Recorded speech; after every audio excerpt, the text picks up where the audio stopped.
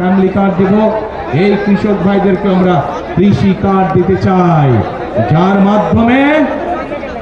মাধ্যমে আমরা তাদের কাছে সরকারের যে সহযোগিতা ডাইরেক্ট আমরা সেই সহযোগিতা তাদের কাছে পৌঁছতে চাই।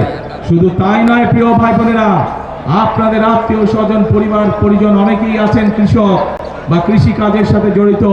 এর ভিতরে যাদের 10,000 টাকা পর্যন্ত কৃষি ঋণ আছে, সেই কৃষি ঋণ ইনশাল্লাহ সুদ সহ আগামী বিএনপি সরকার মওকুফ করবে সারা দেশে। প্রিয় ভাই বোনেরা, বাংলাদেশের মানুষের আর একটি বিরাট সমস্যা আছে, সেটি হচ্ছে স্বাস্থ্য সমস্যা। বাংলাদেশের বহু মানুষ, সেটি শহরেই হোক গ্রামেই হোক, সঠিক সময় অনেক সময় চিকিৎসা পায় না, অথবা যখন অসুখ বিসুখ ছোটখাটো পর্যায়ে থাকে তখন যদি চিকিৎসা সুবিধা পায় তাহলে তার যেমন খরচ কম হয়, সেও দ্রুত অসুস্থ বোধ করতে পারে। কিন্তু এই সুবিধাটাও হয়ে ওঠে না অনেক সময় মানুষের। সেই জন্য আমরা সিদ্ধান্ত গ্রহণ করেছি, আমরা সারা বাংলাদেশে শহর হোক গ্রাম হোক প্রত্যেকটি জায়গায় আমরা সারা বাংলাদেশে 1 লক্ষ স্বাস্থ্যকর্মী নিয়োগ করতে চাই।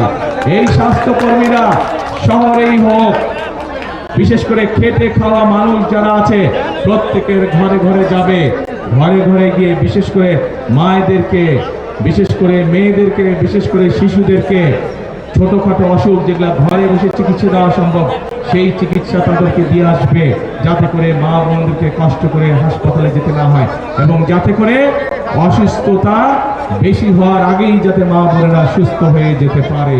এই 1 লক্ষ কর্মসংস্থান আমরা তৈরি করতে চাই।